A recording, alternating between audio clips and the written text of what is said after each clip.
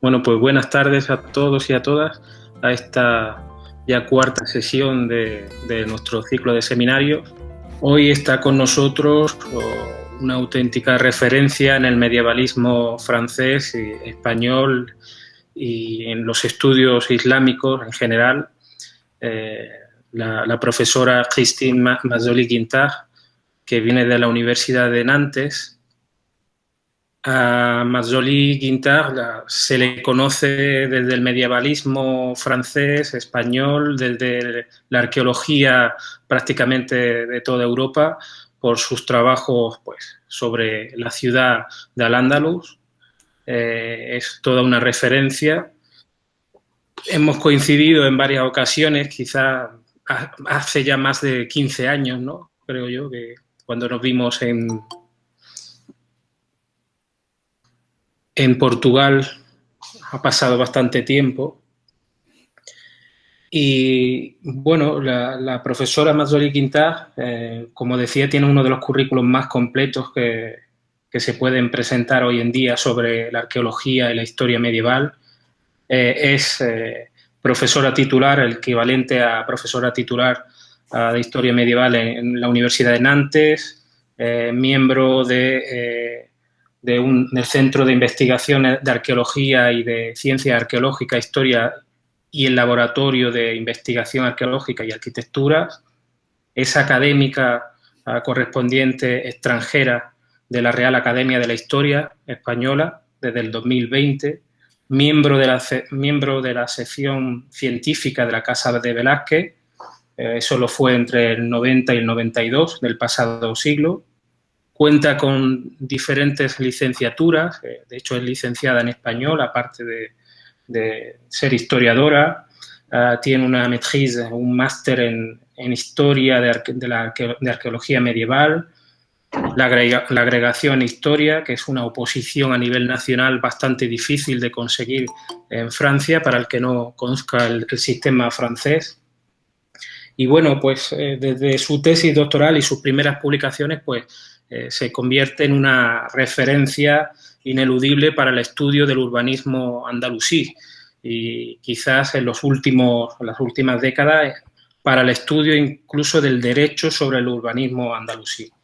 Su tesis doctoral pues, versa sobre la ciudad en Al-Ándalus, se llama La Ville d'Al-Ándalus, Esquisse d'un fait urbain, y tiene otro trabajo de investigación, en este caso no existe equivalente aquí en España, la habilitación para dirigir investigaciones, que versa precisamente también sobre investigaciones sobre el mundo urbano de Al-Ándalus, semántica y urbanística. Es decir, su perfil nos viene realmente genial para este ciclo de conferencias, ciclo de seminarios. Bueno, pertenece a numerosos comités científicos y de redacción de revistas. Entre ellos pues, podemos destacar la revista quizás la más reputada del ámbito del arabismo, como es la revista Alcántara. Sigue siendo miembro desde el 2000 del comité de redacción de la revista Al-Ándalus Magreb, de la Universidad de Cádiz. También es miembro del comité de redacción de otra revista muy próxima a nosotros, como es Miscelánea de Estudios Árabes y Hebraicos, o la revista de estudios del Centro Histórico de Granada y su reino.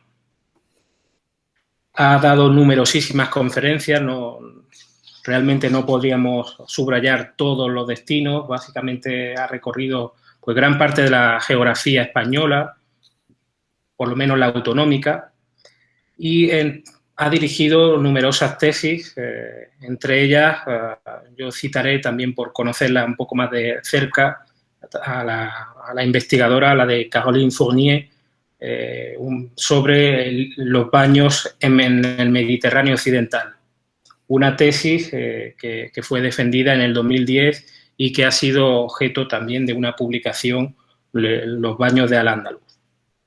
Entre sus libros, pues, cabe destacar, ya lo decía antes, una de las referencias sobre el urbanismo andalusí. No se puede hoy hablar de urbanismo sin citar sus Ciudades de Al-Ándalus, que es en parte el resultado de su tesis doctoral, y de otra versión francesa de esta misma obra, o Vivir en Córdoba, en la Edad Media, obra en francés que publicó en 2003, y más recientemente, aunque ya ha pasado pues, un par de años, Madrid, pequeña ciudad de Al-Ándalus, un interesantísimo estudio sobre la ciudad islámica de Madrid, la gran desconocida del ámbito andalusí, que poco a poco pues, se va investigando y está siendo descubierta. Y podría citar pues, más de 100 artículos que tiene publicado en distintas revistas de gran reputación, Meloncho de la Casa de Velázquez, Alcántara. No sabría realmente hacer una selección porque todos sus artículos son realmente interesantes y marcan la tendencia de la investigación sobre el urbanismo y el derecho islámico aplicado a esta faceta. Y sin nada más, vamos a ceder la palabra a la profesora Christine Mazzoli-Quintard, a la que le agradezco pues, sinceramente su presencia aquí en este ciclo de seminarios, su amabilidad por respondernos rápidamente y su aceptación de ser incluso grabada y retransmitir su conferencia. Gracias, Cristina. Bueno, se me oye bien, ¿no? Sí. Sí. Sí, bueno, pues muchas gracias, muchísimas gracias, Pilar, por todo lo que has dicho de mi carrera universitaria. No sé si merezco tanto, pero bueno, muchísimas gracias. Bueno, y para empezar a hablar de ciudad y fortificaciones y Al-Ándalus, de tema de terminologías, pues no puedo dejar de agradecer a Manuel Espinar y a Vidal Sar el proponerme participar en este programa de doctorado, porque soy yo la que tengo que agradecer, pues no solo para cumplir con los usos académicos, que son además muy, muy simpáticos, sino porque el tema sobre el cual me pidieron una síntesis me obligó a reflexionar de nuevo sobre una temática que siempre ocupó un lugar central en mi investigación, a saber, las palabras y sus significados. Bueno, la ciudad en Al-Ándalus, si estáis todos mirando Albarracín, ¿no?, que fue la ciudad estupenda de Al-Ándalus, la ciudad en Al-Ándalus, cuyo urbanismo muy a menudo incluye un recinto defensivo y una plaza fuerte donde reside el poder, pertenece al campo semántico de las fortificaciones, campo conformado por varias palabras en la documentación medieval, que son Hisn, Maqil, Madina, Ksar, Kasaba, etc. Palabras que en la historiografía moderna aparecen transcritas por distintos términos: fortaleza, castillo, ciudad, alcázar, alcazaba, atalaya, etc. Es necesario, pues, tomar en cuenta, ambas terminologías, las de ayer y la de hoy también. ¿Cómo entonces hacer propuestas metodológicas para una correcta interpretación de las terminologías relativas a las fortificaciones de Al-Ándalus? La amplia documentación disponible consta, aparte de los léxicos, de reflexiones nutridas sobre los castillos de Al-Ándalus, en particular los Husun, que tantos ríos de tinta hicieron correr, y de estudios sobre la Madina, que nunca dejó de llamar la atención.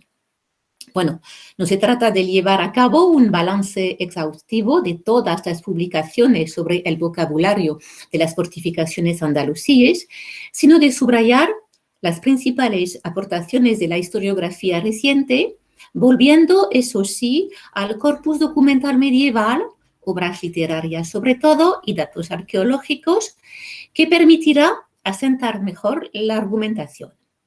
Porque, bueno, a mí me gustan las palabras, entonces interpretar, yo enseguida fui a ver el diccionario de la Real Academia Española. Y entre los 8 sentidos de interpretar registrado por la Real Academia Española, nos interesan los siguientes. Primero, interpretar es explicar o declarar el sentido de algo y principalmente el de un texto. Segundo sentido que me interesa, Interpretar es traducir algo de una lengua a otra, sobre todo cuando se hace oralmente. Tercero, interpretar es explicar acciones, dichos o sucesos que pueden ser entendidos de diferentes modos. Y por fin, interpretar es también concebir, ordenar o expresar de un modo personal la realidad. Por lo cual, para interpretar las terminologías de la arquitectura fortificada de Al-Ándalus, es necesario primero hacer un repaso por la historiografía reciente que explicó de distintas maneras las realidades fortificadas, ¿no? Eso es el dicho que pueden ser entendidos de diferentes modos. Segundo, explicar el sentido de los términos y con precaución traducirlos sin jamás perder de vista la dimensión diacrónica del estudio, que cubre 8 siglos. Eso es el explicar o declarar el sentido de algo. Y por fin, tercero, hay que entender cómo los autores del medioevo concibieron los dispositivos fortificados de Al-Ándalus y se expresaron desde la península ibérica, pero también desde el Magreb o desde el Oriente. Eso es el concebir, ordenar o expresar de un modo personal la realidad. Bueno, he dicho que tenemos que volver al corpus documental medieval y el hilo conductor será una cita de Al-Idrisi, muy famoso sabio del siglo XII, que redactó en la corte del rey normando de Sicilia, Roger II, una de las más famosas obras de geografía del medioevo. Y menciona, entre muchas ciudades y muchos castillos, menciona en el libro de Roger la existencia de Funadjulush, Madina, fuerte e inexpugnable, con muchos viñedos y vergeles, y en su vecindad hay minas de plata ubicadas en el lugar denominado Al-Marj. Empezamos por la primera parte, un repaso breve de la historiografía reciente. Bueno, tenemos que tener muy presente en la mente la idea que hablar en términos de castillos, de Hosur o de ciudades obedece a convenciones de nuestra parte que proceden de los pasos seguidos por la historiografía.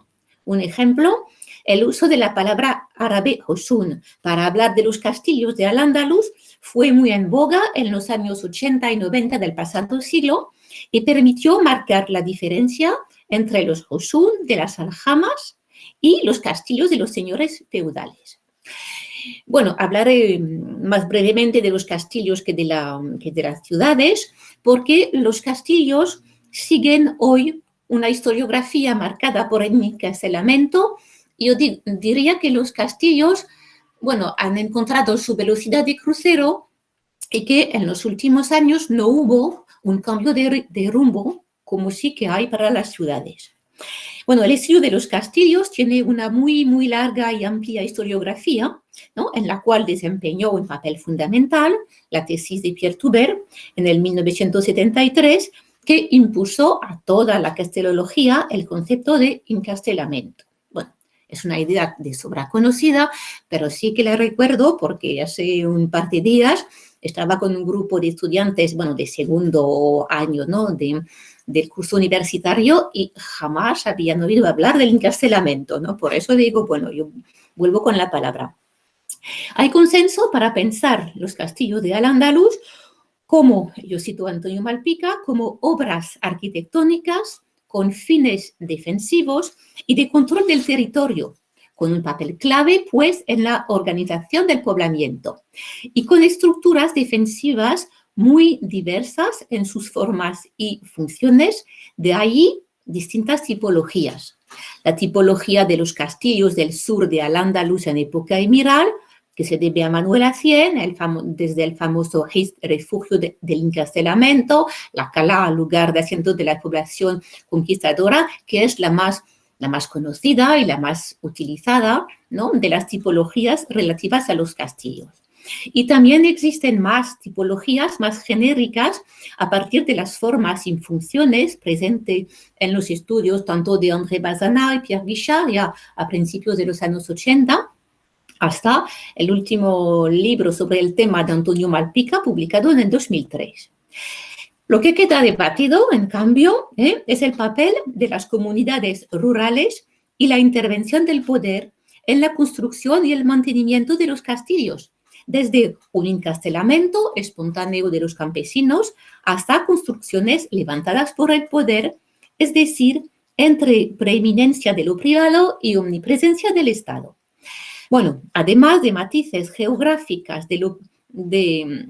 entre marcas de Al-Ándalus y zonas del interior del Emirato, las proposiciones de Antonio Malpica en favor de una tipología diacrónica que evidencia, por ejemplo, la creciente actividad constructiva en épocas almohade y nazarí, podrían incitarnos a anclar más profundamente el debate en la dimensión cronológica. Ahora bien, las ciudades. Las ciudades han conocido estos últimos años unas renovaciones historiográficas muy importantes.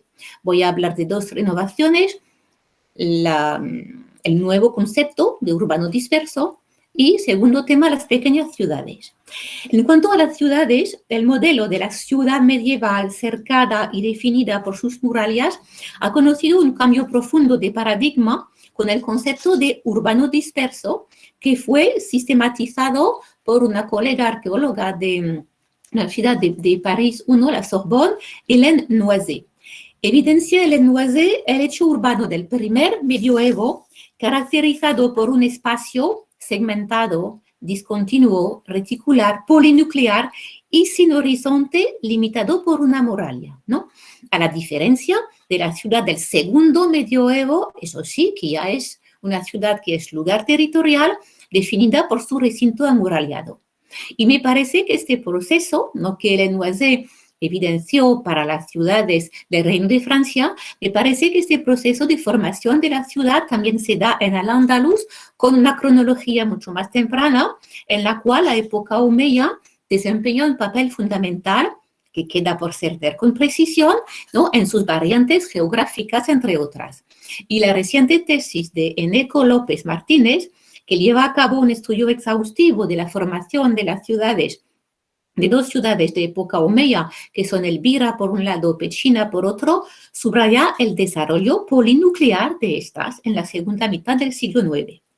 Para el medievalismo, pues, el concepto de ciudad ya no hace referencia únicamente a un tejido urbano continuo y delimitado por murallas, sino que designa también lo urbano disperso y reticular de la ciudad del primer medioevo, donde lo urbano, ¿no?, yo sigo la definición de Hélène Noisé, lo urbano es una categoría general considerada no solo como un tipo de espacio, sino como una forma de gestión de la distancia por parte de las sociedades. O sea que el criterio fundamental de lo urbano es el de la densidad y diversidad sociales y espaciales.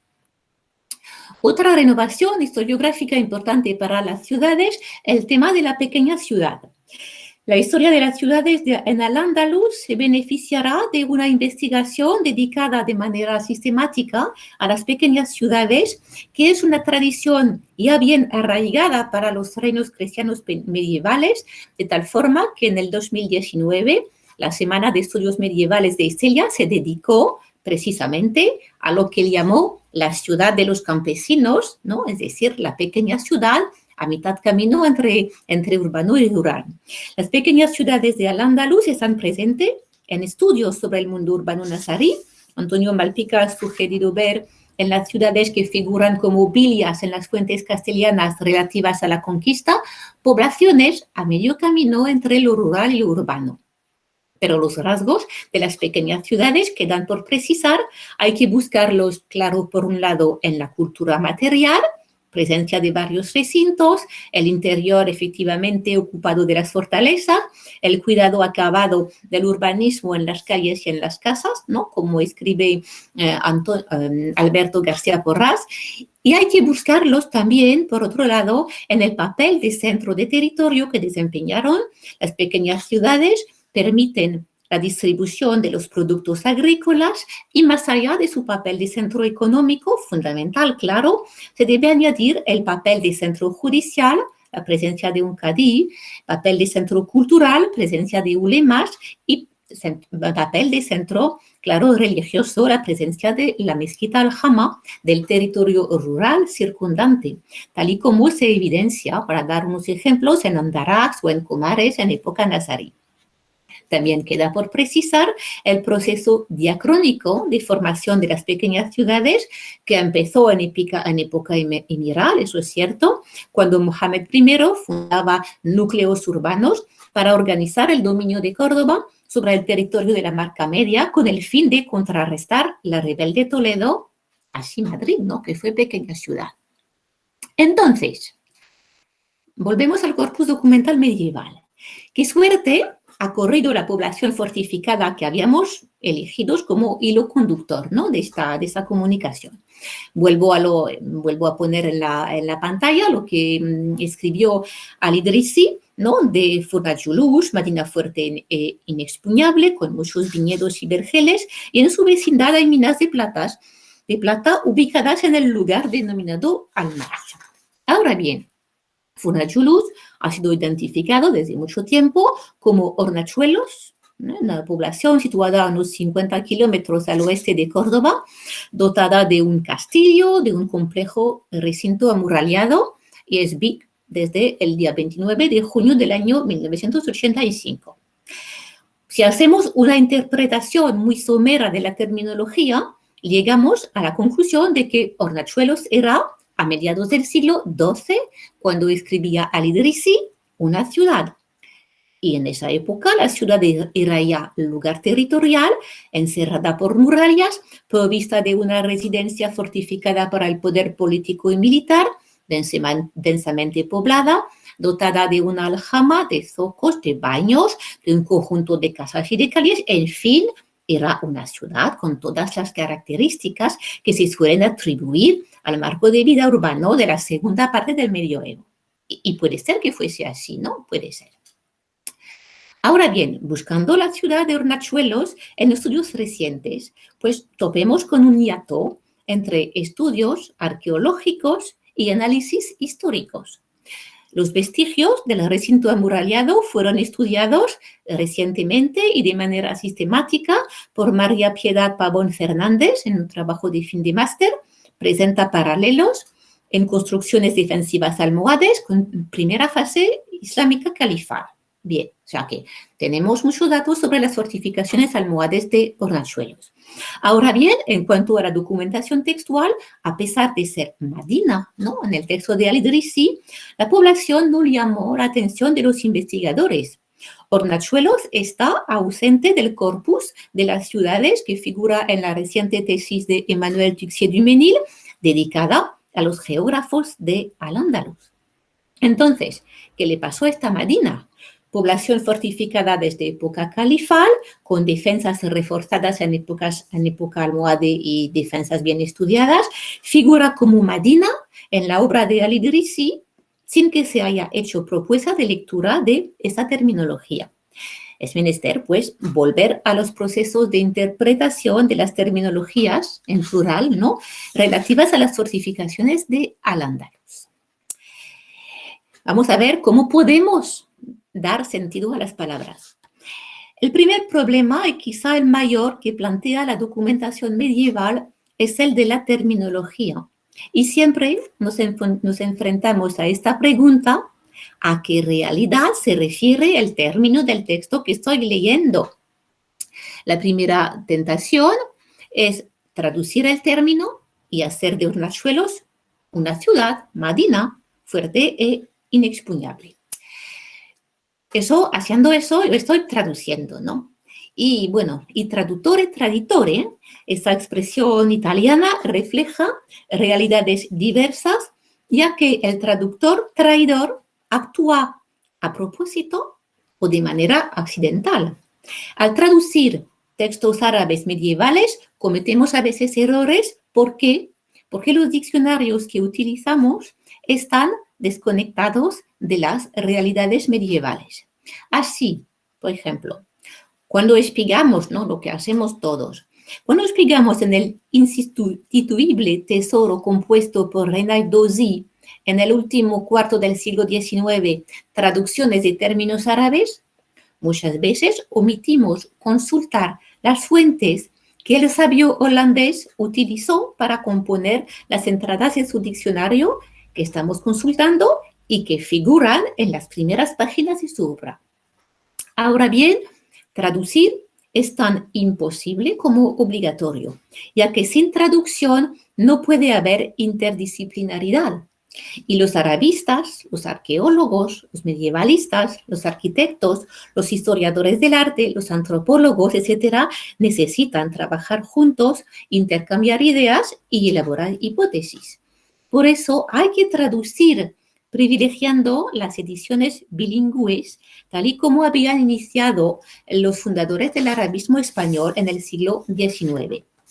Y también es necesario elaborar léxicos históricos que permiten relacionar vocabularios y sociedades. Y yo creo que siempre es menester volver a las páginas magistrales que dedicó Marc Bloch a la nomenclatura de los textos medievales. Escribía así, decía que cada análisis histórico precisa de un lenguaje apropiado, o sea, un lenguaje para cada investigación, ¿no? Un lenguaje capaz de dibujar con precisión los hechos. Y eso lo escribió hace casi 70 años y su afirmación sigue vigente. Decía Marc Bloch que podíamos reproducir la terminología del pasado, que podía ser una buena idea, ¿no? De buenas a primeras, pero que de reproducir la terminología de la Edad Media, entonces podíamos cometer errores. Porque primero los objetos pueden cambiar, pero conservar la misma nomenclatura. Voy a tomar un ejemplo muy actual, ¿no? Que es, por ejemplo, la palabra coche, que designa tanto el carruaje de tracción animal o el vehículo motorizado, pero la palabra es la misma palabra, ¿no? Igualmente, palabras distintas pueden designar realidades similares. Afirmaba también Marc Bloch que el historiador tenía que elaborar para su propia investigación su propia terminología con el fin de clasificar para conocer las formas de dependencia, los tipos de hábitat, etcétera, etcétera. Y Marc Bloch pensaba que la nomenclatura permitía conocer la realidad de los hechos de la Edad Media. Ahora, pues, sobre este aspecto del problema, ya hemos avanzado un poquito, es decir, que para nosotros, con el famoso linguistic term, bien sabemos que la nomenclatura presente en los textos medievales permite conocer solamente un aspecto de las realidades medievales, es decir, que la terminología permite conocer la manera de clasificar del autor del texto, o sea, permite saber cómo el letrado en la Edad Media representaba su mundo. Ahora, bueno, tenemos que intentar proponer significados. Para dar a conocer los significados de los términos de las fortificaciones empleados por los letrados árabes de la Edad Media, lo más cómodo, me parece, es empezar por el elemento del léxico que a primera vista no plantea problema, a saber, la palabra Madina, porque coinciden tanto los letrados de Oriente como los de Occidente, coinciden también los diccionarios de ayer y los diccionarios de hoy en la equivalencia Madina-ciudad. Partiendo de esta evidencia de la lexicografía, he examinado los sentidos de la palabra Madina en esta obra, ¿no? Que es el libro de Roger de Al-Idrisi. Primero, el geógrafo compara a veces Madina con otras formas de poblamiento y establece la semejanza mediante una partícula invariable que es K, que significa como parecido a. Y escribe que un Hisn es Madina porque es Hamir, es decir, habitado, próspero, floreciente. Por otro lado, en este texto se puede buscar lo que llamamos las coapariciones de la palabra Madina, es decir, que se trata de hacer una lectura sistemática de todas las ocurrencias de Madina en el texto y ver de manera sistemática cuáles son los contextos, pero en el sentido etimológico de la palabra, cuáles son los contextos del término Madina. Los contextos son lo que también se llaman los entornos lingüísticos. Y cuando se hace esa lectura sistemática de una palabra en un texto, bueno, el resultado es un corpus de conceptos asociados al término que hemos elegido, en este caso, Madina. Y también podemos poner lo que está entre paréntesis, es el índice de cofrecuencia, es decir, cuántas veces en el texto aparece Madina en relación con muralla, ¿no? Que es la primera línea. También cuántas veces en el texto la palabra Madina aparece en relación con territorio. Y los principales resultados de la búsqueda son los índices de cofrecuencia que están en la pantalla: Muralla 24, territorio 23, Mercado 13, Alcazaba 9, Mezquita Aljama 7, Poblamiento 7, Raval 4. Y merece ser resaltada, claro, la fuerte asociación Madina-territorio en el sistema de representaciones de Al-Idrisi. Territorio es un significado fundamental de Madina que tiene para el autor la misma importancia que muralla. Si volvemos a Hornachuelos, pudo entrar en la categoría Madina por sus estructuras fortificadas, ¿no? Que estamos imaginando, que la hacían fuerte e inexpugnable, o pudo entrar en esta categoría por el territorio que producía frutos y minerales. Esta investigación sobre el texto de Al-Idrisi también la había hecho hace algunos años ya, sobre el léxico de las fortificaciones, ¿no? En el mismo libro de Roger y con la misma terminología. Lo que está entre paréntesis son las ocurrencias en el texto de las distintas palabras relativas a las fortificaciones. Bueno, Bourges, 3 ocurrencias: Hessen 156, Sur 50, Casaba 13, Xar 17, Cala 24 y Maquil 4. Bourges siempre designa una torre de piedra. Sur pertenece casi siempre a una Madina. Xar está relacionado con un poder soberano. Casaba designa la fortaleza urbana ubicada en lo alto de un monte. Cala y Maquil, además de derivar de la misma raíz, no pueden basarse a sí mismos, es decir, que casi siempre están empleados con otro término del léxico de la fortificación. En cuanto a Hessen, designa una posición de altura con un hábitat disperso o a veces concentrado en Rabat, dotado de un territorio rico que le nutre, bien protegido, sin que esto signifique la presencia de estructuras defensivas edificadas. Pero sobre todo lo que hay que subrayar de este estudio es la importancia relativa de un término en relación con otro, ¿no? Y la palabra Hessen, a mediados del siglo XII, en la obra de Al-Idrisi, es el término que el autor emplea con muchísimas más frecuencia que los demás términos. Es decir, que el estudio del léxico de las fortificaciones presente en el libro de Roger de Al-Idrisi da a conocer los significados de los términos empleados por el autor, pero que no se puede extrapolar los resultados a otros textos, sino que se deben comparar con los resultados proporcionados por más investigaciones lexicográficas. Ahora tenemos también, para dar sentido a las palabras, tenemos que contextualizar los términos. Los léxicos se deben contextualizar, es decir, que se deben relacionar con su entorno cultural, es decir, el registro lexical empleado por el autor, con su entorno geográfico, autor oriental o occidental, y con su entorno histórico. Estamos con un autor del esplendor de los califatos árabes o estamos a finales de la Edad Media.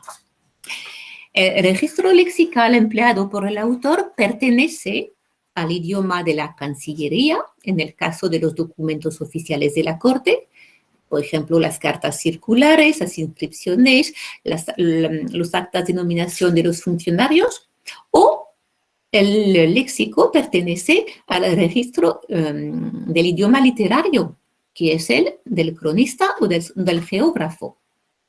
Mucho más datos tenemos sobre el segundo, claro, ¿no?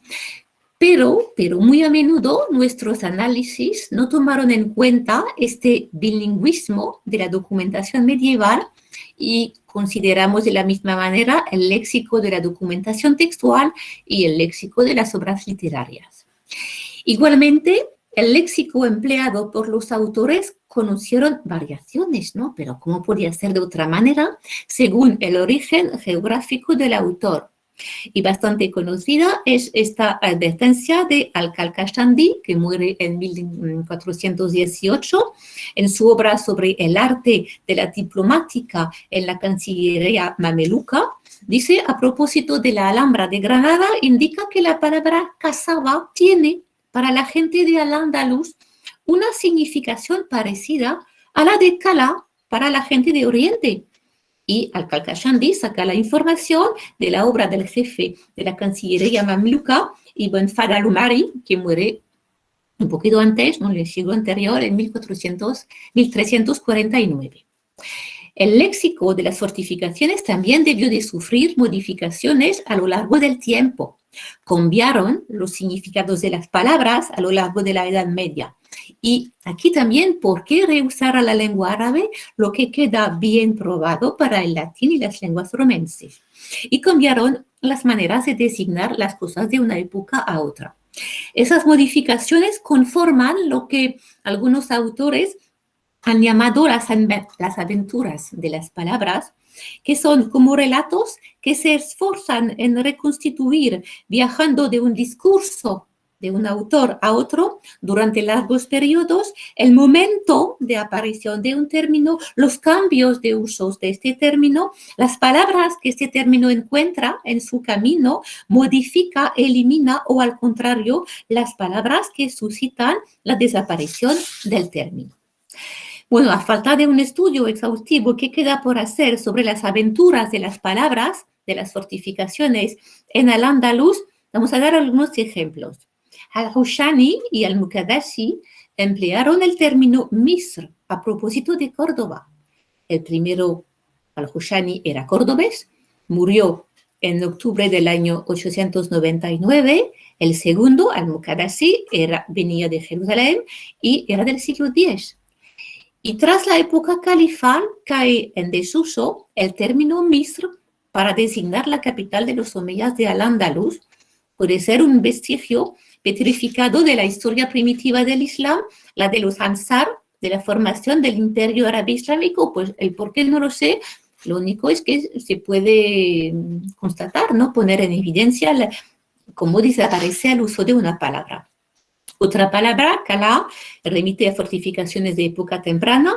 Se trata, como ya hemos indicado siguiendo a Manuel Acier, del lugar de asiento de la población conquistadora, vinculados para los más conocidos con Tabi'un, que desde fechas muy tempranas aparecen ya como topónimos fosilizados, precedidos por los descriptivos His, Caria o Madina.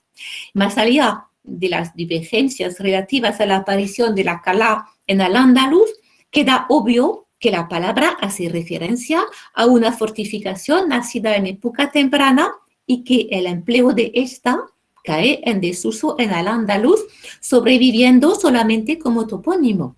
Tras la época emiral ya no se funda una Kala y el término aparece como un vestigio fosilizado de la historia primitiva de Al-Ándalus, mientras que el uso de este término se mantiene en Egipto en los siglos XIV y XV, ¿no? Como indican Al-Umari y Al-Khalkhashandi.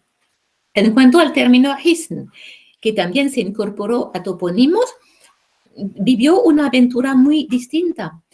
Se trata, sin lugar a dudas, del término más empleado para designar estructuras defensivas en Al-Ándalus.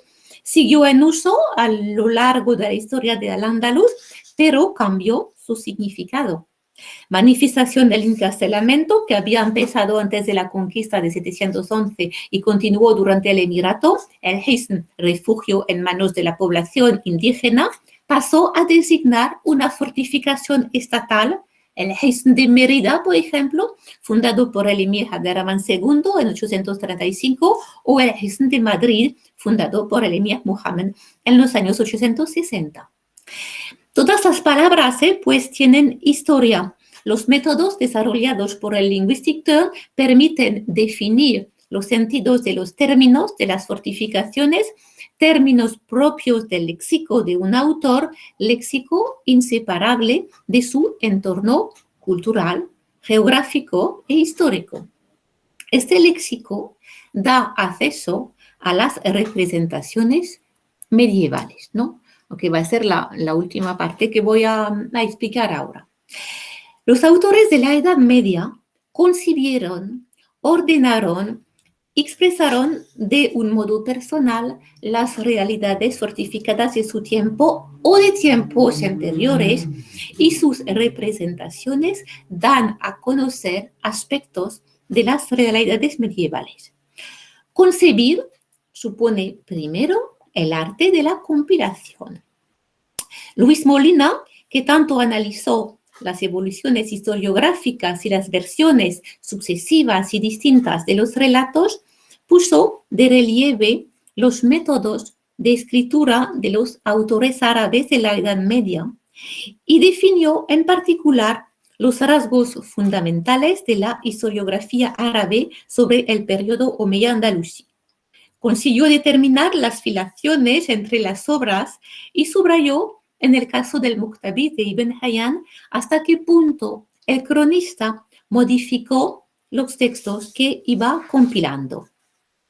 Este proceso de filtro historiográfico e ideológico se encuentra también en el caso de transmisión de documentos oficiales. María Jesús Viguera Molins estableció con acierto cómo fue manipulado el texto de la Bahía de Hisham II con los añadidos de nombres de firmantes antes fallecidos, manipulación que se debe a Ibn Hayyan o a Ibn al-Khatib, sin que podamos saber a ciencia cierta quién retocó el documento para insertarlo en su crónica. En el siglo XIV, cuando Al-Imyari, que es un autor del Magreb, copia en su diccionario geográfico el Pacto de Tudmir, firmado en el año 713, utilizando fuentes de los siglos XI y XII, omite la lista de los testigos, que figura en las demás versiones del pacto, y sustituye topónimos de la famosa y tan debatida lista de las 7 ciudades por fulana o fulana. A este primer filtro, que es un filtro meramente simplificador, se añade el filtro ideológico. Para narrar la conquista de Orihuela y la sumisión de Teodomir, Al-Imyari copia a Al-Udri y lo hace omitiendo la parte del relato del siglo XI que recordaba el papel desempeñado por Tariq en la conquista. Con este filtro ideológico, Al-Imyari manifiesta su filiación historiográfica que relaciona su obra con la cronística oficial árabe. Es obligatorio, pues, tomar conciencia de los métodos historiográficos de los letrados del medioevo y reconocer que no podemos siempre discernir cuándo y por qué motivos el autor modificó un pasaje del texto compilado. Hornachuelos, según Al-Idrisi, es, ya lo hemos visto, una Medina fuerte e inexpugnable con muchos viñedos y vergeles, y en su vecindad hay minas de plata ubicadas en el lugar denominado Al-Maj. Algunos siglos más tarde, Ibn Fald al-Umari copia fielmente, palabra por palabra, el geógrafo de la corte de Palermo. Mientras, en la misma época, Al-Imyari, que es un autor del Magreb, ¿no?, que vive en la misma época que Al-Umari, copia modificando el modelo idrisiano, a no ser que tuvo otro, que también es otra posibilidad, y escribe Al-Imyari a propósito de Hornachuelos. Hornachuelos es una Medina hermosa, con muchos viñedos y vergeles, y en su vecindad hay minas de oro y de plata en un lugar denominado Al-Maj. Bueno, no sé por qué ha modificado el texto, de quién ha utilizado la idea de que las minas son también minas de oro. Bueno, eso no lo sabemos. Lo único que podemos hacer es intentar seguir paso a paso las filiaciones entre las obras. De tal forma y eso es lo más importante, de tal forma que debemos concluir con suma precaución cuando cambia la terminología que sirve a clasificar la fortificación. Para ser más precisa, la transformación de un Hisen en una Madina puede ser más reveladora de métodos de escritura que de modificaciones arquitectónicas o de cambios en la dominación del territorio. Y ordenar significa que tenemos que estudiar un poquito la arqueología del texto. Cuando el letrado del medioevo compila obras anteriores a su tiempo para redactar la suya, superpone estratos de información que pertenecen a épocas distintas. En el libro de Roger, la arqueología del texto permite poner de relieve la presencia de 3 estratos superpuestos de poblamiento: la época antigua, los tiempos omeyas y la etapa reciente, es decir, la de las taifas hasta la era del autor. El estrato más fácil de reconocer es la época antigua. Al-Idrisi describe ampliamente los vestigios romanos de Mérida y clasifica la población, Mérida, ¿no?, entre Asmudún de Al-Ándalus, aunque Mérida experimentó un periodo de declive relacionado con el desarrollo de la taifa de Badajoz. O sea que cuando escribe, Mérida ya no es una gran ciudad, ¿no?, pero bueno, conserva sus vestigios antiguos que permiten clasificarla como Madina. Y de manera muy significativa, en el libro de Roger, Cartagena es Madina Kadima, Madina de la antigüedad. Eso para la época antigua, que es la más fácil de reconocer en la obra del Idrisi. Por encima están los tiempos omeyas, emirsales y califales, que desempeñan un papel destacado en la visión idrisiana de Al-Ándalus. Las poblaciones categorizadas como Madina son lugares que fueron capitales de Cora, como Jaén, Carmona, Archidona, Pechina, etc., o que fueron fundados por los omeyas, así Úbeda o Madrid, creadas respectivamente por Abderramán II y Mohamed I. Por fin, Al-Idrisi representa el siglo XI bajo el signo de la fitna, de las conquistas castellanas y de las dificultades experimentadas por los almorávides. Al-Idrisi categoriza Segura de la Sierra, Albarracín, Al Puente como Madina, sin duda, ¿no?, podemos plantearlo, por el papel de capitales y taifas que desempeñaron. Vamos a volver a nuestro ejemplo, a la situación de Hornachuelos, Madina en el libro de Roger, y por primera vez también Madina, y podemos relacionar quizá el término empleado por el geógrafo con la taifa posalmorávide de Hornachuelos y Constantina, donde un tal Ibn Marwan se independizó a mediados del siglo XII.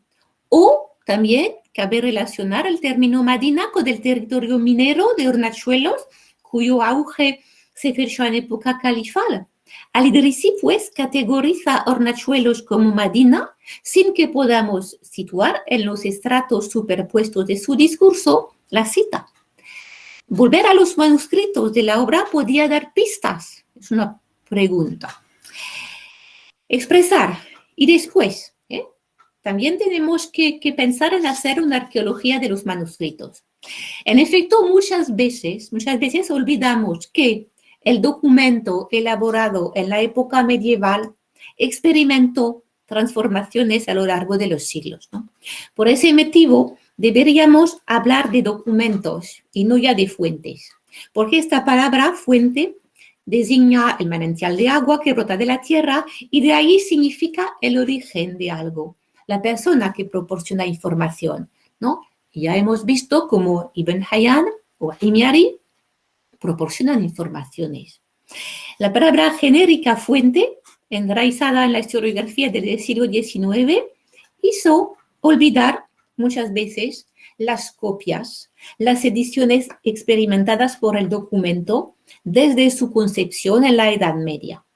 Voy a tomar un ejemplo, ¿no?, y nada más. El itinerario fluvial del Guadiana, que siempre en la obra de Al-Idrisi va desde Calatrava hasta el Atlántico.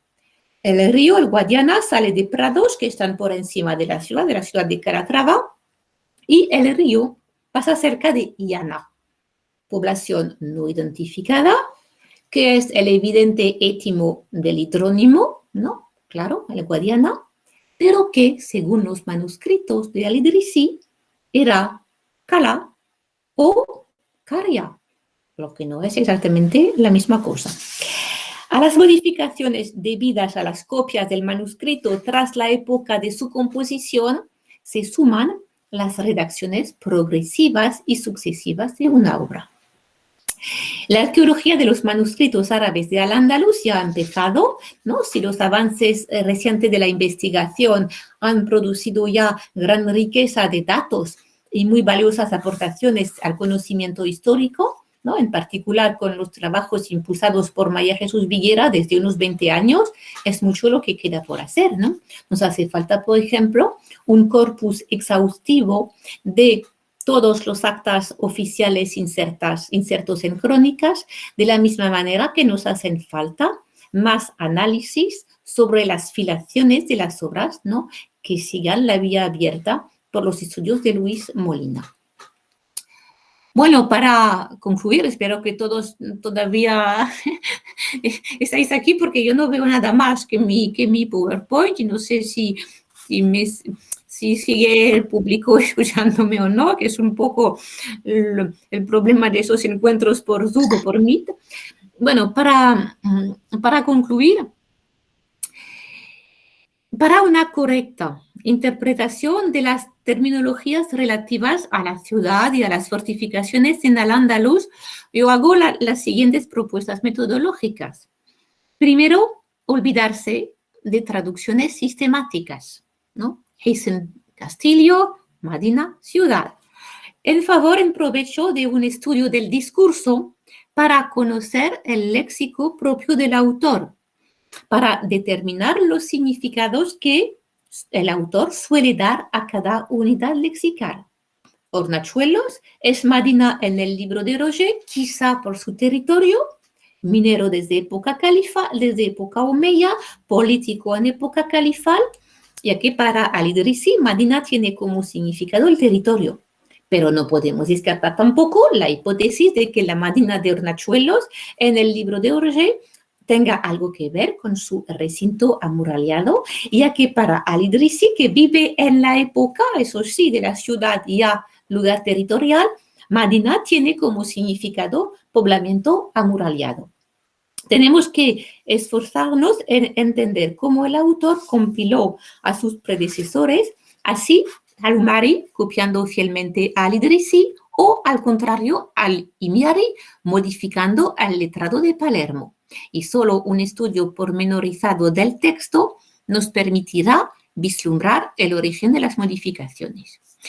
También debemos dejar de sacar conclusiones apresuradas del cambio de terminología al cotejar textos de autores distintos, ¿eh? Y antes de llegar, si se puede, ¿no?, a tales conclusiones, debemos tener estudios exhaustivos de los modos de transmisiones de los textos y de los significados y empleos de los elementos del léxico. Segundo, tenemos que olvidarnos también del esencialismo, que llega a pensar la ciudad o el castillo de manera uniforme a lo largo de la historia de Al-Ándalus. Merece la pena recordar que las ciudades de época omeya son muy distintas de las ciudades de época nazarí por su urbanismo, por su densidad, siendo la red urbana nazarí la más densa de su época. Al principio de la época omeya no había ciudades en Al-Ándalus, o quizá había una capital, eso sí, y el binomio ciudad-campo surgió, me parece, más tarde.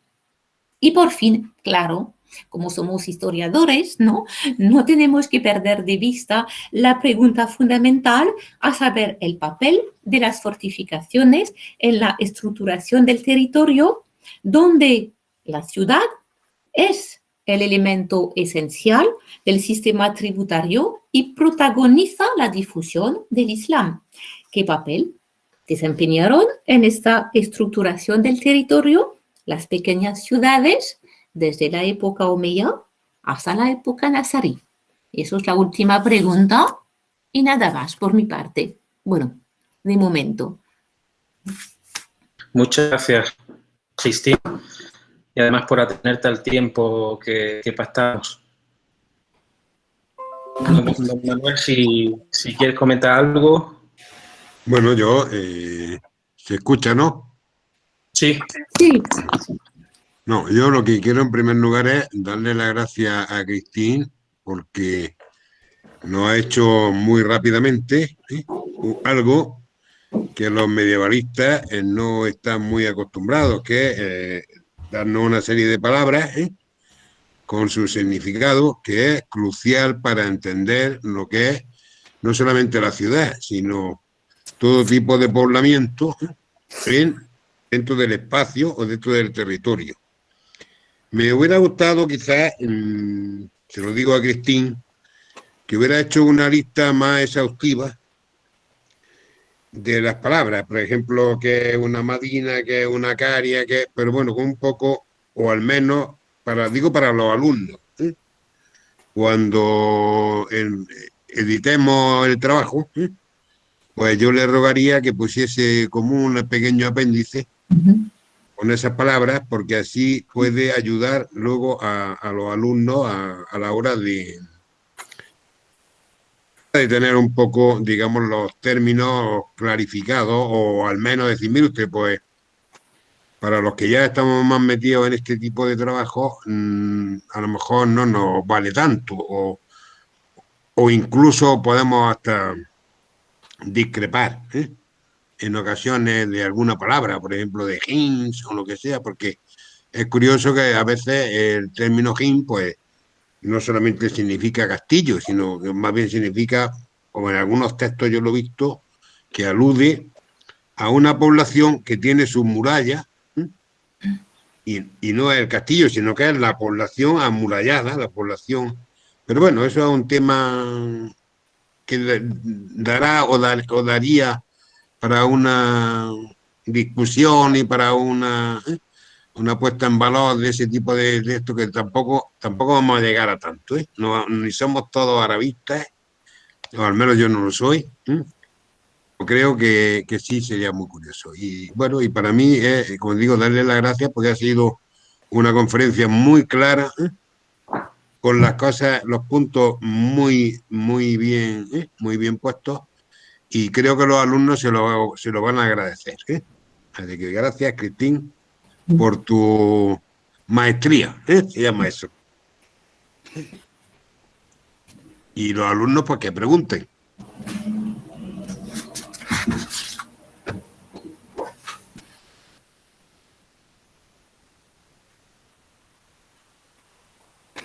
Bueno, si yo puedo contestar, ¿no? A Manuel, claro que se puede hacer una lista de todos los términos, pero eso siempre tomando en cuenta el entorno cultural, geográfico, histórico del autor. O sea que yo creo que ahora hemos llegado a un punto en que estamos de acuerdo para decir que, bueno, que Hessen no se puede traducir de una sola manera, sino, por ejemplo, lo que yo puedo decir es como en el texto de Al-Idrisi, lo que Al-Idrisi ponía bajo este concepto de Hessen, que, bueno, que seguro que no sé, Ibn al-Khatib va a poner otra cosa que tenemos que estudiar, y al revés, ¿no? Al principio de la historia omeya de Al-Andalus, yo creo que la palabra, no sé si aparecía con mucha frecuencia, pero seguramente tenía otro significado. Sí, de acuerdo. Es decir, para que la gente vea que las palabras no es algo fijo, No. sino que al revés. Es decir, las palabras van evolucionando, y por eso es muy interesante lo que tú has planteado. Es decir, le has abierto a los alumnos un camino para que ellos vean cómo no es lo mismo una palabra utilizada en el 10 que en el 11, que en el 12 o que en el 14. Ni tampoco es lo mismo el que la escribe. Claro. Que ya lo has dicho, es decir, cómo hay gente de Oriente que le da una interpretación distinta a uno de Occidente o de Marruecos. O sea que es muy interesante este tema.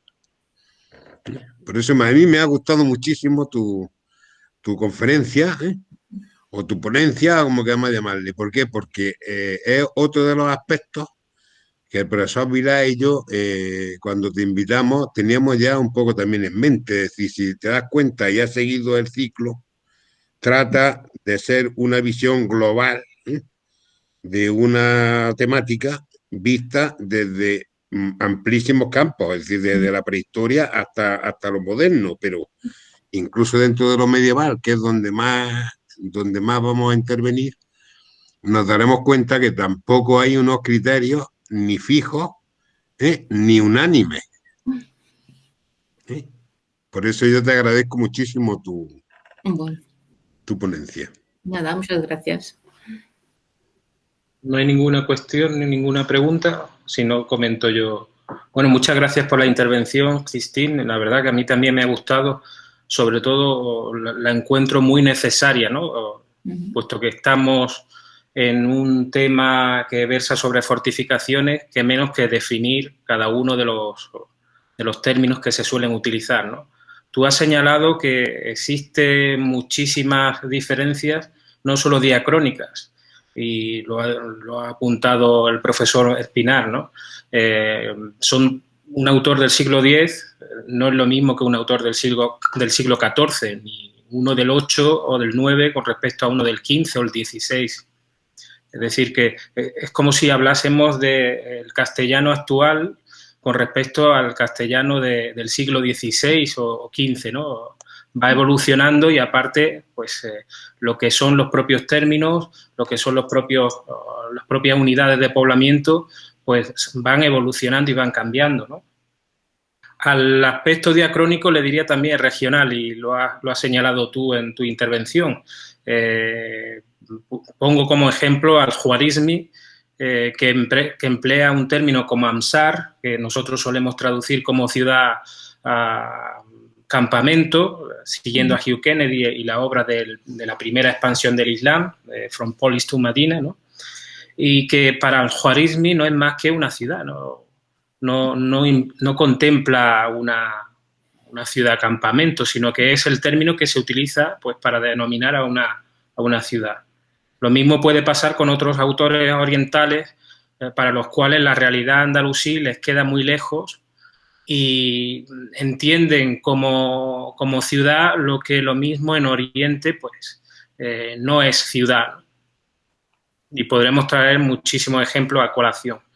Puesto que hay alguna pregunta, pues me reservo este comentario, la continuación de este comentario para el final, y paso a leer algunas de las cuestiones y comentarios que hay aquí escritos. David García Trigueros dice: enhorabuena por su exposición, doctora Max Joly.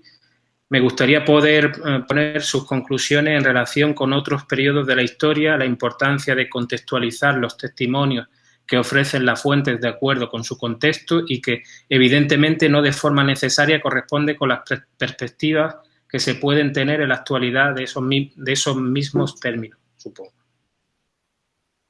No sé si ha entendido la reflexión o cuestión. Sí, yo claro, bueno, claro, lo que yo he dicho para la Edad Media también se puede poner en relación con otros periodos de la historia, ¿no?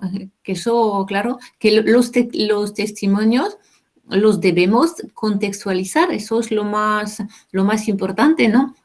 Lo que se ha hecho durante muchísimo tiempo ha sido, bueno, yo voy a estudiar tal población, voy poniendo al lado de otro lo que dice Ali al-Razi, ¿no?, en el siglo X, al-Idrisi en el siglo XII, al-Imyari en el siglo XIV, y yo saco una conclusión. Si la palabra aparece como castillo en al-Razi y Medina en al-Imyari, pues la conclusión es que el castillo se ha convertido en ciudad, y eso es lo que ahora ya no debemos, bueno, debemos de dejar atrás, ¿no?, esta manera de actuar. Y claro, lo que yo digo para la Edad Media, claro que lo podemos decir para todos los periodos de la historia, ¿no? Hay que contextualizar los testimonios, eso sí, ¿no? De acuerdo con el contenido con el contexto, poner las palabras en su contexto y claro, eso es yo creo que para mí es una evidencia, ¿no? Porque yo vengo tanto de la historia como de la filología y y eso, las aventuras de las palabras las tenemos que escribir antes de sacar, si podemos sacar, conclusiones de los textos. Podríamos decir incluso que en el caso de la geografía o de la historiografía árabe, además se da el tema de que hay autores que no conocen el sitio que describen, sino que lo hacen de oídas o consultando fuentes con las que han coincidido en otro punto y de las que han tomado referencias, ¿no? Entonces, hay que tener muchísimo cuidado con el contexto en el que se escribe la fuente, con la procedencia del autor y con el siglo en el que se escribe, ¿no? Eso se lo indicamos siempre a los alumnos de fuentes. Hay muchísimas felicitaciones de Juan Manuel Río Jiménez, que dice una conferencia interesantísima y nos da las gracias a los tres. A Carlos Alberto Toquero Pérez, enhorabuena igualmente. Sergio Rosales García nos hace una pregunta, Dice, buenas tardes, gracias por la interesante disertación. Yo soy de Alcalá la Real, Jaén, donde el topónimo deriva de Alcalá, que según acabo de saber apunta a topónimos de época emiral. Sin embargo, cuando los almohades la fortifican y también rodean de torres albarranas el territorio, no cambia de nombre. ¿Qué término sería el adecuado a una ciudad fortificada con el territorio controlado de forma militar para la época de las taifas y el reino de Granada? Bueno, la palabra sería Madina, claro, pero bueno, yo de memoria, pero me parece que, claro, el topónimo se sigue llamando Alcalá, ¿no? De los Banu Sa'id, pero me parece que en las fuentes precisamente del segundo medioevo aparece como Madina, porque claro, ya Alcalá se ha convertido en centro de un territorio y aparece como Madina.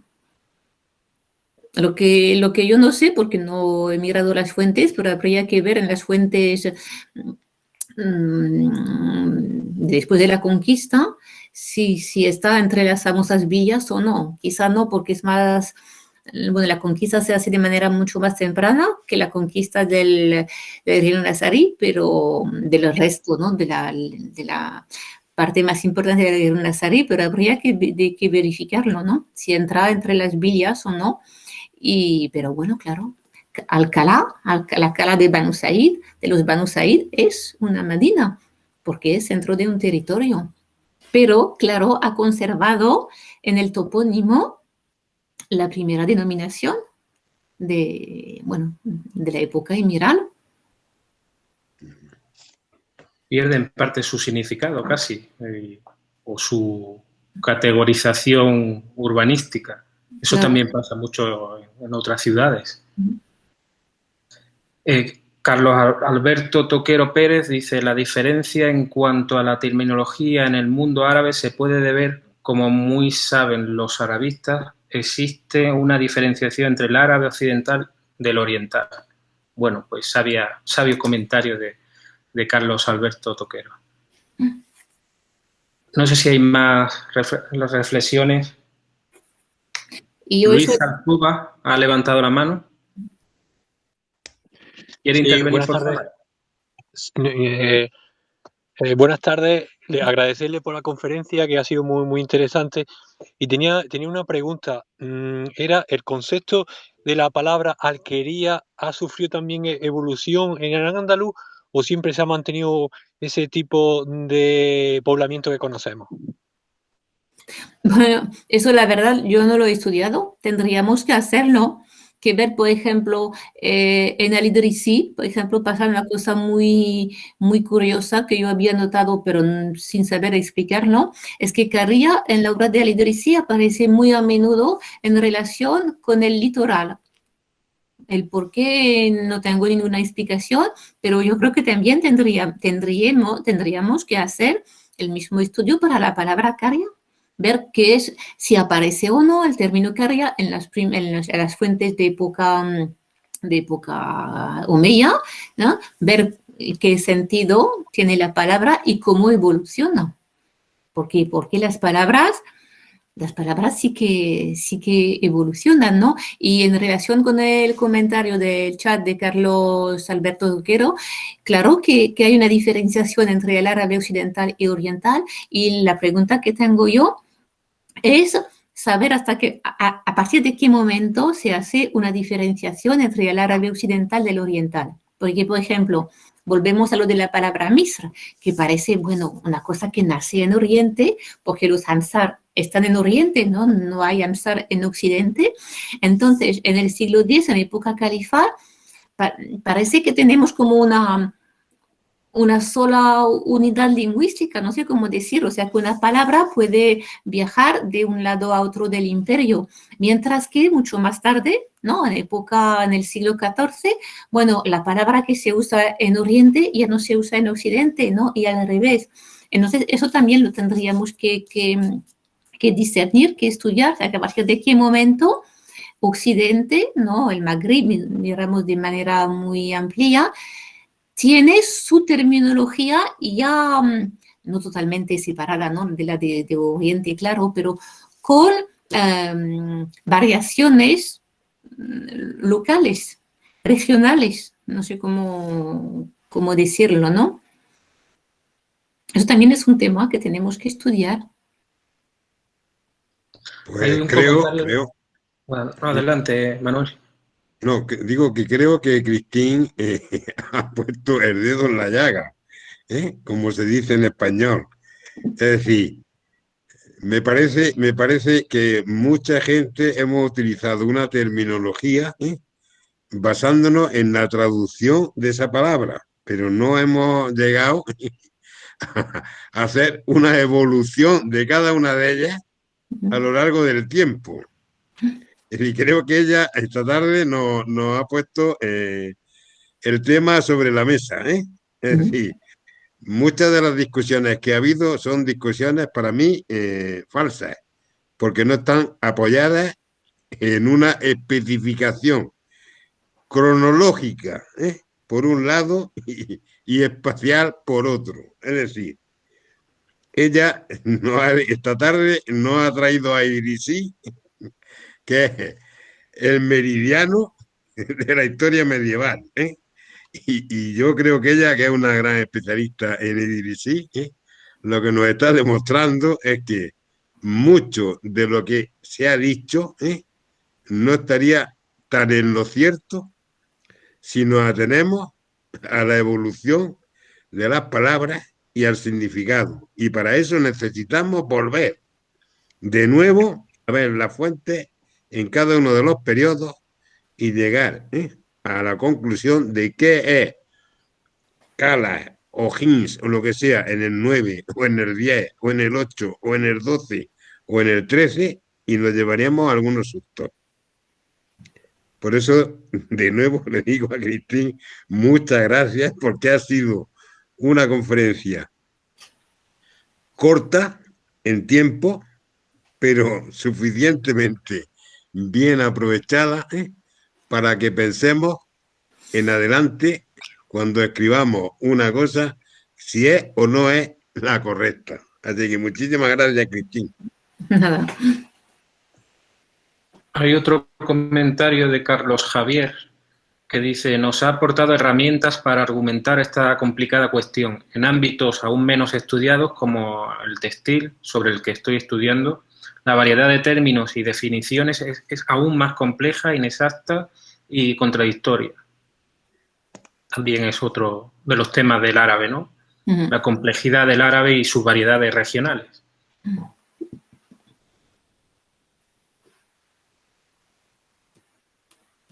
No sé si hay más cuestiones. Aparte de eso, se añade también el tema de las traducciones, ¿no? Algunas son incorrectas o directamente son hechas no del original, sino del francés. Yo recuerdo siempre las traducciones que dicen hay jardines, que en realidad son traducciones literales del francés de jardin, que como bien sabes, jardin puede ser huerta en francés. Y se traduce como jardines como un espacio recreativo, unos espacios que en realidad pues son productivos. Eso pasa muchísimo en en las fuentes geográficas. Me acuerdo, por ejemplo, de las traducciones de Algimiari de Pilar Maestro, ¿no? Que es un ejemplo de ello, porque es traducida literalmente de Algimiari, de Ladip Provenzal. Claro, como el famoso texto de Al-Razi que todo el mundo utiliza, mientras, bueno, lo que tenemos es una, si recuerdo bien, no tenemos el texto árabe, sino una traducción castellana a partir de una traducción portuguesa. Y hay algunos autores, ¿no? Bueno, historiadores, arqueólogos del siglo pasado, ¿no? Y principios del actual, que siguen sacando conclusiones de por qué Al-Razi dice que es villa, entonces sí que eres ciudad. Y yo digo, bueno, cuidado con los documentos que estamos utilizando. Y bueno, la verdad es que tenemos un corpus muy reducido por fin de textos y quizá por ese motivo hubo algunas conclusiones un poco rápidas, ¿no? A veces a partir del cambio de terminología de un autor al otro. El problema también es que es un tema muy complejo para los filólogos y historiadores como nosotros. Imagínate cuando se traslada todo este problema al arqueólogo que necesita directamente extraer la información traducida y no puede contextualizarla, y ese arqueólogo la transmite a un público en general, ¿no? Entonces ahí se produce una pérdida de información y una deformación de la propia noticia, ¿no? Y hay pues casos muy llamativos. Yo, aprovechando que no hay nadie que quiere preguntar ni intervenir, pues te preguntaría o te comentaría sobre el término Madina, que tú bien has dicho que no hay que traducir como ciudad directamente. ¿No piensas que en algunos momentos este término designaría más bien la presencia de un gobernador o de un representante del Estado cordobés? Es decir, entrañaría más bien un carácter jurídico más que físico, sobre todo pensando en ciudades pues como Granada en el siglo X, que no es ciudad y aparece mencionada como Medina, o como otras ciudades de entidades a veces prácticamente insignificantes si se comparan con otros Josun de cronología 10-11, que son auténticas ciudades. No sé qué piensas de esto, si estás de acuerdo conmigo. Sí, bueno, claro, es que detrás de Madina o de ciudad, ¿no? Siempre hay dos cosas, hay la forma y las funciones. Y la forma, eso también lo tenemos que dejar para atrás para siempre, es que la ciudad no siempre fue la ciudad amurallada, etcétera, ¿no? También hubo ciudad sin muralla, hubo ciudad con el urbano disperso. Entonces, claro, la Madina puede ser Madina solamente porque ahí reside un poder que tiene autoridad sobre un territorio, ¿no? De ahí el segundo sentido que Alighieri sí que él da muy bien a la palabra, que es territorio.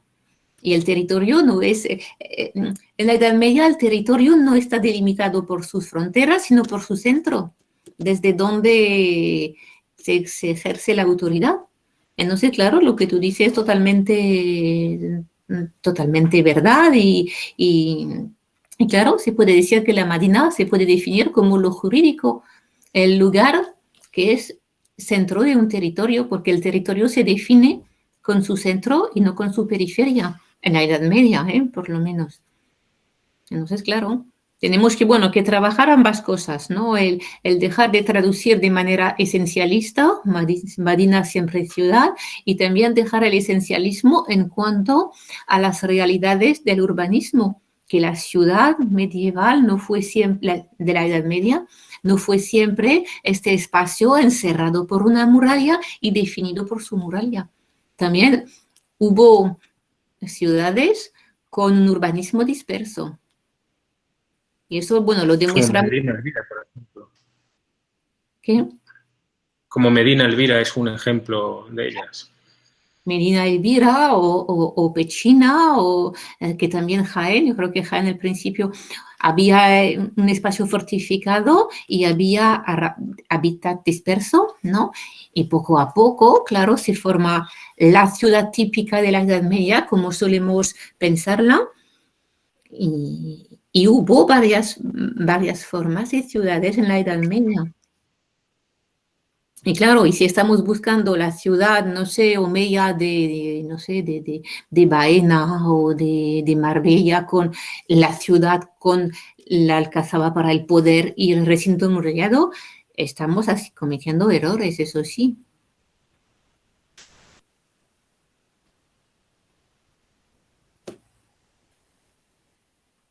Si no hay más cuestiones, yo sigo comentando. Has citado el término burj, que es torre, y has dicho que se referiría más bien a una construcción en piedra. Sí. ¿No contemplas que dentro de ese término se englobase también construcciones en tapial? No, pero lo que yo he dicho, lo que yo he mostrado es solamente el significado de la palabra burj en el texto de Al-Idrisi. En el texto de Al-Idrisi, todas las ocurrencias de burj son siempre torre de piedra. Él escribe a mediados del siglo XII desde Sicilia. Por eso es muy importante siempre tener presente en la cabeza la idea de que estamos trabajando con el discurso de un autor. Yo puedo decir, porque he estudiado lo que para Al-Idrisi era lo que tenía como representación, como significado para la palabra burj, para la palabra sur, para la palabra Medina. Pero eso no significa que esta palabra siempre tuvo el mismo contenido a lo largo de la historia. Porque eso siempre es la aventura de la palabra.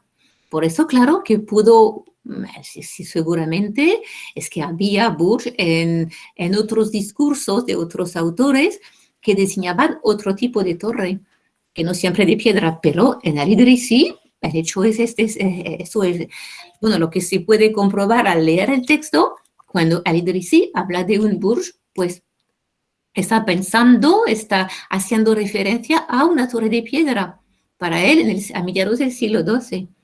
Lo que no de quiere... mampostería. Claro. Sería, ¿no? Y eso es bueno, lo que tenemos que hacer, porque es una cosa maravillosa, ¿no? Es la aventura de las palabras, ver cómo una palabra, poquito a poquito, va añadiendo más sentidos, y al contrario, cuando una palabra encuentra otra palabra que tiene más fama, pues el uso de la palabra desaparece. Pero bueno, eso es un tema sobre el cual todavía tenemos mucho por hacer, ¿no?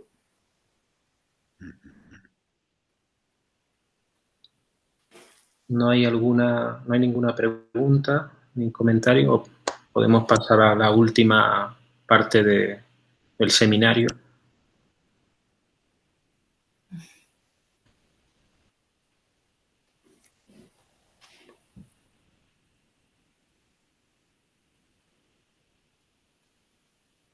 Voy a ver el chat. No. Pues, si no hay más cuestiones, podemos pasar a la última parte del seminario, que, como bien sabes, Christine, versa sobre los proyectos que estás desarrollando ahora o los que tienes previsto llevar a cabo a medio o largo plazo.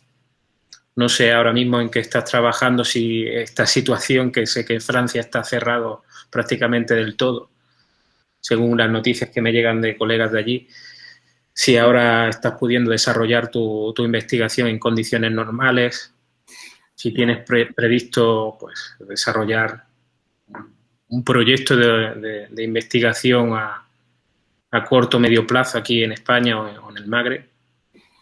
Bueno, en condiciones normales yo digo que no, bueno, como todos, ¿no? Y todas estamos, bueno, con condiciones de trabajo un poco raras, ¿no? Sin embargo, yo diría que el aspecto, vamos, positivo de esta curiosa pandemia es que yo he podido asistir a muchos congresos, a muchas ponencias, lo que no hubiera podido hacer en tiempos normales. porque bueno, a pesar del miércoles que, bueno, tengo que salir de la facultad corriendo, pero yo puedo conectarme cada lunes, ¿no? Para escuchar las conferencias de Granada. Es una cosa estupenda, ¿no? Que es totalmente nueva, pero bueno, por lo menos pues es positivo. Bueno, los proyectos que tengo de momento, yo tengo dos proyectos, ¿no? Con la Universidad de Granada. El proyecto trabajo en el proyecto de Elena Díez Jorge sobre, bueno, Bescasem, que es vestir la casa, emociones en la casa, a partir de un manuscrito, ¿no? Bueno, de finales del 15, del 16, no sabemos. Estamos estudiando con María Jesús Viguera los colores, el empleo de los colores, porque los colores también es un tema muy novedoso, ¿no? En la historia de Al-Ándalus ya se ha hecho algunas cosas para el mundo occidental, pero no mucho para el mundo de Al-Ándalus, hay muchos trabajos, ¿no? Que tenemos que hacer. Y también estoy trabajando con Adela Fábregas y Alberto García sobre el proyecto INCOME, que es sobre comercio y artesanía, que es el aspecto económico de las ciudades que no se ha estudiado desde mucho tiempo, porque los medievalistas nos fuimos hacia lo político, lo simbólico, etcétera. Yo creo que un poco hemos olvidado la base de la historia de las sociedades del pasado y de hoy, que es lo económico, ¿no? Donde se producen las riquezas, quién saca provecho de las riquezas que se producen, etcétera, ¿no? Por eso, bueno, esos son los dos proyectos que tengo y claro, bueno, yo tengo acceso como puedo a la documentación y estoy esperando que salgamos de esta pandemia, claro, para volver a España. Eso ya, primero porque, bueno, desde antes es un poco raro a veces, ¿no? Por eso me ha encantado participar en este curso, porque, bueno, por lo menos me siento un poquito como en Granada. Pues al hilo de lo del comercio que decías, no sé si sabes que acaba de salir el libro de Pedro Chalmeta, con colaboración de Taufik Ibrahim, sobre la economía de Al-Ándalus. Un libro que, vamos, lo cita el mismo Chalmeta como su obra culmen, como su compendio más completo sobre economía. La noticia la recibí ayer, vamos. Bueno. Ya tenía una referencia precisamente de Philippe Sénac, y ahora pues he visto un poco de qué va el libro, vamos. Bueno, yo todavía, bueno, eso quizá por la distancia, no sé, todavía no he tenido acceso. No, claro, porque el estudio de Chalmeta, que era una cosa del señor Tezoco, pero claro, que necesita hoy día un poco una nueva lectura, ¿no? Con los datos de la arqueología. Bueno, muchas gracias por el dato. De hecho, creo que hay mucha incorporación de restos arqueológicos, sobre todo de los precintos, de las últimas noticias de precintos, monedas, feluses, que aporta tanto Taufik Ibrahim como otros investigadores del ámbito del medievalismo. Claro, y las ciudades desempeñan un papel esencial en la vida económica, ¿no? En los intercambios de productos. Y claro, seguro que me va a interesar esta publicación nueva. Pues si no hay más cuestiones, yo creo que podemos cerrar hoy. Bueno, hay un comentario, como estamos todavía a tiempo, podemos leerlo, de Beatriz Cano, que dice: buenas tardes, muchas gracias por sus aportaciones. Me imagino que al hilo de lo comentado también hay una carga sobre el sentido de los términos debido a las lenguas que han estado presentes en el territorio y en relación a los topónimos ya existentes.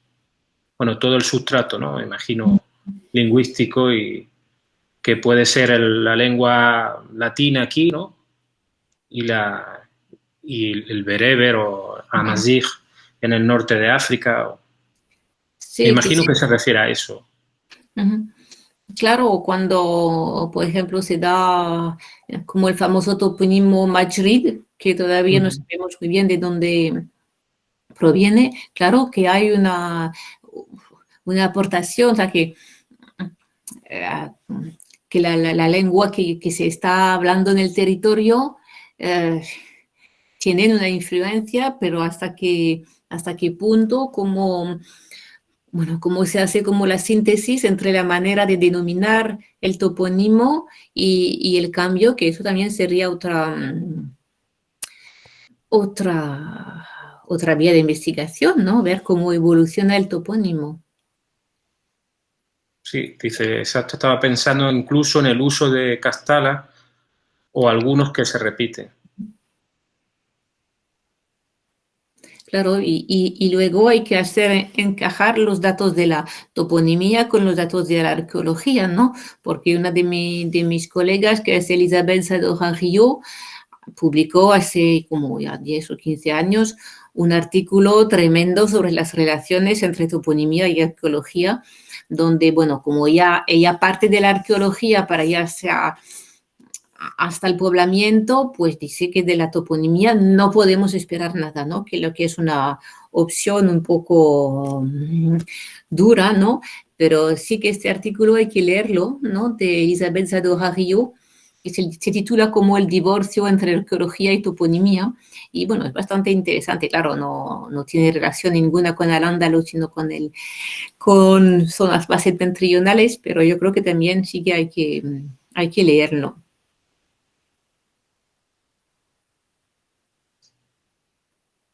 Pues muchas gracias por tu comentario. Manuel, si tiene algo que añadir. No, yo darle la gracia a Cristín y sobre todo, pues claro, esta tarde la conferencia, como digo, nos ha abierto un poco una serie de perspectivas y de líneas de trabajo que la gente lo va a agradecer. Y nada más, que ánimo y le digo a Cristín que ahora ella va a volver a una cosa que tuvo su inicio en el Departamento de Historia Medieval. No sé si ella conoció al catedrático de Historia Medieval, a Miguel Gual, ¿eh? Miguel Gual Camarena, que fue profesor nuestro, de Antonio Malpica, de Rafa Peinado y mío, y, de otros medievalistas, y precisamente en Granada la línea prioritaria de aquellos tiempos fue el comercio. El comercio, él trabajó mucho del comercio, sobre todo valenciano y todo eso. Ahora el departamento está volviendo otra vez a su inicio, lo cual me parece muy bien. Y también fue pionero en el tema de la sal.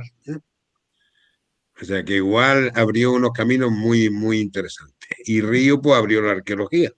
Así que el departamento está volviendo otra vez a su inicio. Pues nada, darte las gracias, Cristín. Pues nada, gracias. Y esperamos vernos físicamente lo más pronto que podamos. Sí, claro que sí. Sí, es una pena que no hayamos podido intercambiar personalmente porque seguramente hubiesen salido más conversaciones de sus cuestiones. Cerramos la sesión de hoy. Como saben, tenemos el próximo miércoles una nueva cita. En este caso, se trata del compañero de departamento, el profesor contratado doctor Guillermo García Contreras Ruiz, que nos va a hablar de un tema también muy interesante sobre torres vigías, fortificaciones campesinas y estructuras defensivas en la Marca Media Andalusí. Ya nos vamos a un tema más concreto y hablará pues de esas torres vigías y con una mención especial al territorio rural, ¿no? Que es uno de los grandes abandonados dentro de los estudios de estrategia y dispositivos defensivos. Pues muchas gracias a todos y a todas los presentes y nos vemos el próximo día a la misma hora a través del mismo enlace.